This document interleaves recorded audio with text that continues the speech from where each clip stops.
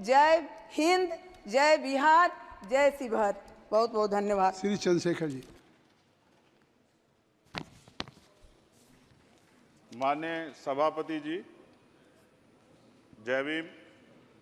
महामहिम राष्ट्रपति जी के अभिभाषण पर धन्यवाद प्रस्ताव पर बोलने को आपने मुझे अवसर दिया, इसके लिए मैं आपका आभारी हूं। सभापति महोदय, सर्वप्रथम मैं बहुजन समाज में जन्मे सभी संतों, गुरुओं, महान पुरुषों को नमन करता हूं, जिनमें महात्मा ज्योतिबा फूले, डॉक्टर बाबा साहब अम्बेडकर और मान्यवर काशीराम साहब को मैं याद भी करता हूं आज के दिन पर। साथ साथ नगीना की महान जनता और भीम आर्मी और हमारी पार्टी आज़ाद समाज पार्टी काशीराम के साथियों का भी धन्यवाद करता हूं। इसके बाद अपने कुल गुरु जगत गुरु सदगुरु रविदास जी महाराज को भी मैं नमन करता हूं, जिन्होंने दुनिया को लगभग 600 साल पहले बेगमपुरा शहर के रूप में दुनिया का सबसे महान लोकतांत्रिक दर्शन दिया। अध्यक्ष महोदय, माननीय सभापति जी, 14 अगस्त 1947 को ये देश अंग्रेजों के अधीन था। 15 अगस्त 1947 को हम लोग आज़ाद हुए। 16 अगस्त 1947 को देश आज़ादी में था, लेकिन धन धरती राजपाट में बंटवारा नहीं हुआ। जो साधन संसाधन थे उनमें बंटवारा सही रूप से न होने के कारण एक बहुत बड़ी आबादी सुविधाओं से वंचित और सम्मान से वंचित रह गई। उनको सम्मान देने के लिए और अंतिम व्यक्ति तक सुविधाएं पहुंचे, इसके लिए लोकतंत्र की व्यवस्था हुई। लेकिन आज़ादी के 70 साल बाद भी हम कहाँ खड़े हैं, इस पर ये चिंता का विषय है। मैं मानता हूं कि सामाजिक न्याय तभी होगा माननीय सभापति जी, जब जातीय जनगणना पूरी होगी और जातीय जनगणना कराई जाएगी और साथ साथ संख्या के आधार पर आरक्षण जो है वंचित वर्गों का बढ़ाया जाएगा। उसके साथ साथ जब राष्ट्रपति जी अभिभाषण पे बात रख रही थी तो उन्होंने शहरी और ग्रामीण क्षेत्रों के विकास की बात कही और ये भी कहा कि दुनिया में सबसे उत्तम शहर हमारे यहाँ बने। लेकिन माननीय सभापति जी, 70% आबादी तो गांव में निवास करती है, तो गांव की आबादी के बारे में भी सोचना होगा कि उनका जीवन कैसे बदले। माननीय सभापति जी, उच्च शैक्षणिक संस्थानों में बहुजन समाज के जो छात्र हैं उनके साथ कास्ट एट्रोसिटी हो रही है, निरंतर उनकी हत्या हो रही है। साथ साथ जो सरकारी कर्मचारी हैं दफ्तरों में, उनके साथ भी जो SC ST OBC और मुस्लिम और अन्य धार्मिक अल्पसंख्यक, उनके साथ भी माननीय सभापति जी जातिगत और धार्मिक जो है शोषण किया जा रहा है।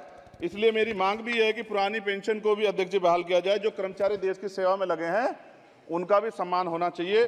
साथ साथ सभापति जी, भाजपा ने चुनावी लाभ के लिए सबका साथ सबका विकास के नारे दिए जो खोखले हैं, क्योंकि 10 साल में दलित, पिछड़े, आदिवासी, मुस्लिम और अन्य धार्मिक अल्पसंख्यक के जो अत्याचार हुए हैं वो किससे छिपे हुए नहीं हैं। ये गलत है, ये बंद होना चाहिए।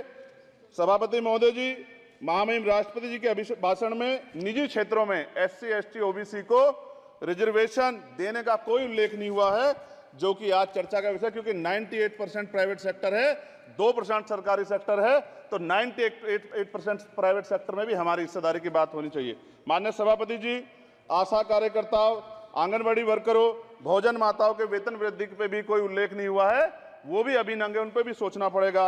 माननीय सभापति जी, जिस क्षेत्र से मैं चुन के आया हूं नगीना से, वो बहुत पिछड़ा क्षेत्र है। उस क्षेत्र में कोई विशेष आर्थिक पैकेज नहीं दिया गया, रोजगार की सेवाएं नहीं है, नौजवान पलायन करता है। IIT, IIM, एम्स, केंद्रीय विद्यालय आदि शिक्षा में और चिकित्सा संस्थानों की स्थापना होनी चाहिए, जो कि नहीं है। और माननीय सभापति जी, मानसून सत्र आ गया है, मेरा क्षेत्र बाढ़ से बहुत प्रभावित है, इसलिए मैं आपसे आग्रह करूंगा कि वहां के लोगों को बाढ़ से निजात दिलाई जाए। माननीय सभापति जी, चीन हमें आंख दिखा रहा है और लगातार हमारे देश की सीमाओं में घुसपैठ कर रहा है, इसलिए अग्निवीर योजना को हटाकर पुनः सेना भर्ती शुरू की जाए और साथ साथ भारत की सबसे प्राचीन व बहादुर रेजिमेंट में से एक चमार रेजिमेंट को पुनः बहाल करा जाए, ऐसा भी मेरा आपसे आग्रह है। माननीय सभापति जी, पिछले सारे प्रधानमंत्रियों ने मिलकर जितना कर्ज लिया है उससे दुगना कर्ज हमारे वर्तमान के प्रधानमंत्री जी ने लिया है। किसान अगर अपना कर्ज माफ कराने के लिए जाता है तो लाठी झेलनी पड़ती है, जबकि सरकार ने धन्ना सेठों का 15 लाख करोड़ रुपए माफ किया है। इस ओर हमें ध्यान देना पड़ेगा, हमारी आने वाली पीढ़ियों को ये कर्ज चुकाना पड़ेगा। माननीय सभापति महोदय जी, किसानों को MSP की लीगल गारंटी तथा किसानों का कर्ज माफ होना चाहिए। साथ साथ 2 अप्रैल 2018 को SC ST के बच्चों पे बहुत बड़े पैमाने पे मुकदमे लगे थे, वो हमारी लड़ाई सही थी, ये सुप्रीम कोर्ट ने माना और बाद में सरकार ने माना, वो मुकदमे तुरंत वापस होने चाहिए। माननीय सभापति जी, प्रेस जो है उस पर भी शिकंजा कसा जा रहा है। जो पत्रकार सरकार खिलाफ बोलता है नौकरी से हाथ धोना पड़ता है, और सोशल मीडिया हमारा हथियार है, उस पर तरह तरह के प्रतिबंध लगाए जा रहे हैं और विरोध करने वालों को सोशल मीडिया हैंडल भी सस्पेंड करा दिए जा रहे हैं। साथ साथ सभापति जी, पेपर लीक और परीक्षाओं के कैंसिल होने से देश के नौजवानों का भविष्य खतरे में है। नीट, यूपी सिपाही भर्ती सभापति जी और 69,000 शिक्षक भर्ती में आरक्षण घोटाला हुआ है, कोई पूछने वाला नहीं, खून के आंसू रो रहे हैं बच्चे, बेरोजगारी का दंश युवा झेल रहे हैं। इसलिए मेरा आग्रह है कि युवाओं के लिए कृपया समाप्त करें चर्चा। माननीय सभापति जी, मैं पहली बार बोल रहा हूं, आप कहेंगे मैं बैठ जाऊंगा, मैं आपकी बात, मैं संवैधानिक मर्यादा का पालन करूंगा, मगर हम तो माननीय सभापति जी सुन ही रहे हैं। आप बोलिए, 1 मिनट। धन्यवाद, धन्यवाद। 1 मिनट और बोलिए। अध्यक्ष सभापति जी, नारी सम्मान की बात करने वाली सरकार, हमने मणिपुर देखा सर, हमने पहलवान बेटियों का हर्ष देखा सर, और हमने सर हाथरस की बेटी का हर्ष देखा सर, और हाथरस के परिवार को जो वादा किया था सरकार ने वो भी पूरा नहीं किया। और महिलाओं में भी, स्पेशली दलित, पिछड़े और मुस्लिम वर्ग की, आदिवासी वर्ग की महिलाओं के साथ आज भी एनसीआरबी का डाटा कहता है सर जो जुल्म हो रहा है वो सहनीय नहीं है सर। साथ साथ कोविड में तैरती, हमने कोविड में बहुत सुना सर, कोविड में तैरती लाशें भी गंगा में हमने देखी है सर, और मजदूरों का हाल भी हमने देखा है। सभापति जी, बस सब समाप्त कर रहा हूं। नोटबंदी पे छोटे मजले उद्योग की जो कमर टूटी वो भी हमने देखी है। सभापति जी, शैक्षणिक संस्थानों, विश्वविद्यालयों में, चिकित्सा संस्थानों में ओबीसी एसटी के योग्य अभ्यर्थी को एनएफएस करके जिस तरह निकाला जा रहा है, लेटरल एंट्री करके जिस तरह हमारे रास्ते बंद किए जा रहे, ये भी हम देख रहे हैं सभापति जी।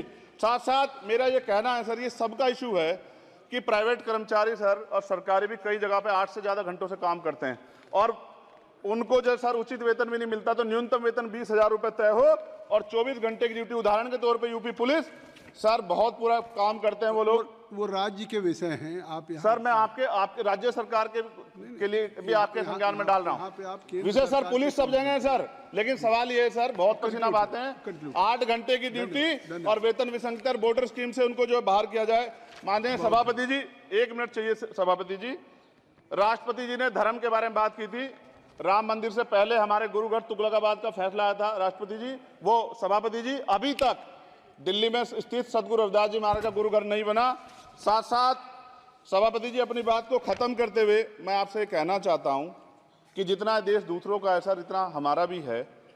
हम मरने के लिए पैदा नहीं हुए, जो चाहता है हमारी हत्या कर देता है। मूछें रखने पे, घोड़ी पे बैठने पे, मटकी छूने पे हमारी हत्या हो रही है। क्या बदला है सर? 70 साल बाद भी दलित, पिछड़े, मुसलमानों पे हिंसा नहीं रुक रही है सर। मेरा आपसे संरक्षण के साथ ये आग्रह है कि इन घटनाओं को रोका जाए, और देश किसी की बपोती नहीं है, देश संविधान से चलता है सर, और संविधान से चलेगा। संविधान छेड़खानी बर्दाश्त नहीं की जाएगी सर। धन्यवाद।